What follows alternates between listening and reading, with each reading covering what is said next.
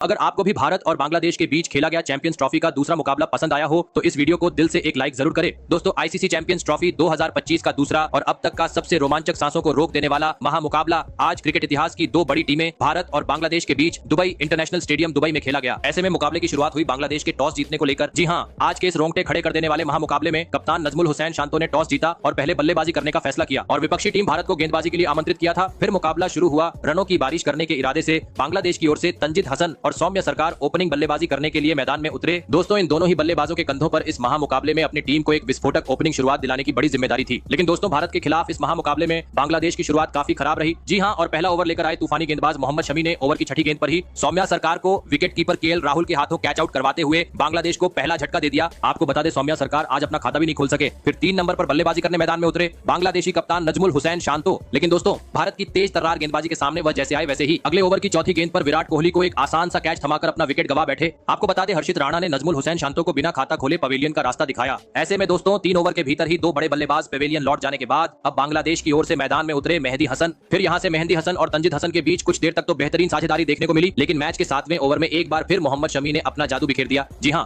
और ओवर की दूसरी गेंद पर मेहदी हसन को स्लिप में खड़े खिलाड़ी शुभमन गिल के हाथों कैच आउट करवाते हुए बांग्लादेशी टीम को तीसरा झटका दे दिया। आपको बता दें, मेहदी हसन मात्र 5 रन बनाकर आउट हुए। दोस्तों, टीम इंडिया की घातक गेंदबाजी आज पावर प्ले में मैदान में देखने को मिल रही थी, लेकिन असली मजा मैच के 9वें ओवर में देखने को मिला, जहां पर गेंदबाजी करने आए अक्षर पटेल ने एक ही ओवर में बांग्लादेशी टीम को दोहरा झटका दे दिया। जी हां, पहले दूसरी गेंद पर तंजिद हसन को विकेट कीपर केएल राहुल के हाथों कैच आउट करवाया, तो वही अगली ही गेंद पर मैदान में उतरे नए बल्लेबाज मुशफिकुर रहीम का भी पत्ता साफ कर दिया। आपको बता दें, तंजिद हसन जहां 25 रन बनाकर आउट हुए, तो वही मुशफिकुर रहीम आज अपना खाता भी नहीं खोल सके। दोस्तों, टीम इंडिया की घातक गेंदबाजी के सामने अब बांग्लादेशी टीम पूरी तरीके से बिखर चुकी थी, क्योंकि पावर प्ले के पहले 10 ओवर में ही अब बांग्लादेश के 5 बड़े बल्लेबाज पेवेलियन लौट चुके थे और अभी तक मात्र 39 रन ही स्कोरबोर्ड पर लगा पाए थे। ऐसे में टीम इंडिया के सामने एक सम्मानजनक लक्ष्य खड़ा करना था, तो अब पावर प्ले के बाद मैदान में मौजूद जाकिर अली और तौहिद हृदय को संभलकर बल्लेबाजी करते हुए एक साझेदारी निभाने की जरूरत थी। और दोस्तों, ऐसा ही कुछ इसके बाद देखने को भी मिला। जी हां, मैदान में मौजूद बांग्लादेश के दोनों ही बल्लेबाजों ने 5 विकेट गिर जाने के बाद भारतीय गेंदबाजों का सूझबूझ के साथ सामना किया और सीधी बल्लेबाजी करते हुए धीमी गति से ही सही, लेकिन बांग्लादेशी टीम का स्कोर बोर्ड आगे बढ़ना शुरू कर दिया और कुछ ही देर बाद टीम को भी 100 रन के पार पहुंचा दिया। दोस्तों, देखा जाए तो बांग्लादेश की इस जोड़ी ने अब टीम को लगभग पूरी तरीके से संभाल लिया था, क्योंकि अब खराब गेंद पर दोनों ही बल्लेबाजों से समय समय पर तेज तर्रार चौके भी देखने को मिल रहे थे, जिस कारण देखते ही देखते इस जोड़ी ने 7वें विकेट के लिए 50 से अधिक रनों की साझेदारी भी निभा डाली। दोस्तों, इन दोनों ही खिलाड़ियों के आगे बढ़ती हुई साझेदारी देख अब बांग्लादेश के खेमे में भी राहत दिखाई दे रही थी, क्योंकि सेट होने के चलते अब दोनों ही बल्लेबाज पूरे कॉन्फिडेंस के साथ भारतीय गेंदबाजों का सामना कर रहे थे और खराब गेंद को सीमा रेखा के पार भी पहुंचा रहे थे, जिस कारण अब हर ओवर में बांग्लादेशी टीम 7 से 8 रन बटोर रही थी। और दोस्तों, इसी के चलते जल्दी ही मैदान में मौजूद इन दोनों ही बल्लेबाजों ने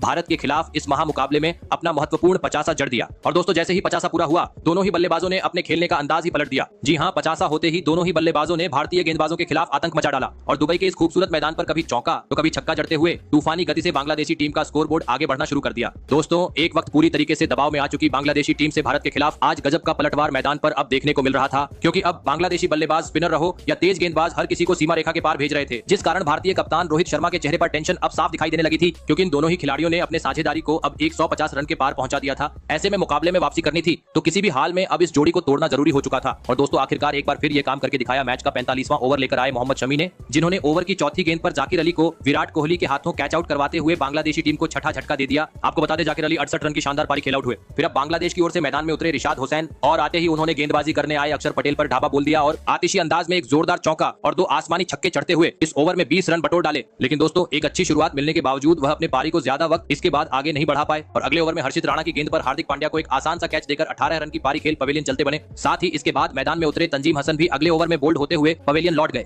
जिस कारण लगने लगा बांग्लादेशी टीम सम्मानजनक लक्ष्य तक भी पहुंच नहीं पाएंगी। लेकिन दोस्तों, एक छोर पर खड़ा रखा और भारत के खिलाफ इस महामुकाबले में अपना ऐतिहासिक शतक जड़ते हुए टीम को 220 रन के पार पहुंचा दिया और यह महामुकाबला जीतने के लिए भारतीय टीम के सामने 229 रनों का विशाल लक्ष्य खड़ा कर दिया। ऐसे में दोस्तों, इसके बाद बांग्लादेश से मिले 229 रनों के लक्ष्य का पीछा करने भारत की ओर से कप्तान रोहित शर्मा और शुभमन गिल बल्लेबाजी करने के लिए मैदान में उतरे। दोस्तों, बांग्लादेश ने दिया हुआ लक्ष्य बड़ा था, ऐसे में दोनों ही बल्लेबाजों पर विस्फोटक अंदाज में शुरुआत दिलाने की बड़ी जिम्मेदारी थी। और दोस्तों, ऐसा ही कुछ देखने को भी मिला। जी हां, मैदान में आते ही भारत के दोनों ही ओपनिंग बल्लेबाजों ने बांग्लादेशी गेंदबाजों के खिलाफ अपना बेहतरीन खेल दिखाया और अपनी पारी की पहली ही गेंद से ताबड़तोड़ अंदाज में बल्लेबाजी करते हुए तेज गति से टीम का स्कोर आगे बढ़ना शुरू कर दिया। लेकिन दोस्तों, असली मजा मैच के 5वें ओवर में देखने को मिला, जहां पर स्ट्राइक पर खड़े बल्लेबाज कप्तान रोहित ने आतंक मचा दिया और एक ही ओवर में 3 करारे चौके जड़ डाले। दोस्तों, पावर प्ले में ही आज भारत के दोनों ही ओपनिंग बल्लेबाजों का आक्रामक रूप मैदान में देखने को मिल रहा था, क्योंकि एक छोर से रोहित तो दूसरी छोर से शुभमन गिल पहले 10 ओवर में ही बुरी तरह बांग्लादेशी गेंदबाजों की पिटाई कर रहे थे, जिस कारण काफी बेहतरीन तरीके से टीम इंडिया आगे बढ़ रही थी। लेकिन दोस्तों, तभी पावर प्ले के अंतिम ओवर में विस्फोटक बल्लेबाजी कर रहे कप्तान रोहित अपना धैर्य खो बैठे और एक बार फिर बड़ा शॉट खेलने के चक्कर में कैच आउट होते हुए अपना कीमती विकेट गवा बैठे। आपको बता दें कप्तान रोहित 41 रन की पारी खेल आउट हुए। ऐसे में अब 3 नंबर पर बल्लेबाजी करने मैदान में उतरे टीम इंडिया के किंग विराट कोहली। दोस्तों भले ही पावर प्ले के भीतर कप्तान रोहित अपना विकेट गवा चुके थे, लेकिन ताबड़तोड़ बल्लेबाजी के चलते पहले 10 ओवर में ही अब भारतीय टीम ने 70 रन स्कोर बोर्ड पर लगा दिए थे। लेकिन अब जरूरी था पावर प्ले के बाद भी मैदान में मौजूद नए बल्लेबाज किंग विराट कोहली दूसरी छोर पर खड़े शुभमन गिल का साथ निभाए और सूझबूझ के साथ बल्लेबाजी करते हुए भारतीय टीम को आगे ले जाए। और दोस्तों ऐसी ही कुछ झलकियां भारतीय बल्लेबाजों से देखने को भी मिली। जी हां, पावर प्ले खत्म होने के बाद किंग विराट कोहली और शुभमन गिल ने भारतीय बल्लेबाजी का दारोमदार संभाला और शानदार खेल दिखाते हुए एक बार फिर भारतीय टीम का स्कोरबोर्ड आगे बढ़ाना शुरू कर दिया और जल्दी ही भारतीय टीम को 100 रन के पार भी पहुंचा दिया। दोस्तों शुभमन गिल और कोहली की जोड़ी काफी बेहतरीन तरीके से आगे बढ़ती जा रही थी, लेकिन तभी मैच का 23वां ओवर लेकर आए रिशाद हुसैन ने इस जोड़ी को तोड़ दिया। जी हां, और ओवर की चौथी गेंद पर विराट कोहली को कैच आउट करवाते हुए भारतीय टीम को दूसरा झटका दे दिया। आपको बता दें विराट कोहली आज मात्र 22 रन ही बना पाए। ऐसे में 2 बड़े बल्लेबाज पवेलियन लौट जाने के बाद अब मैदान में उतरे श्रेयस अय्यर।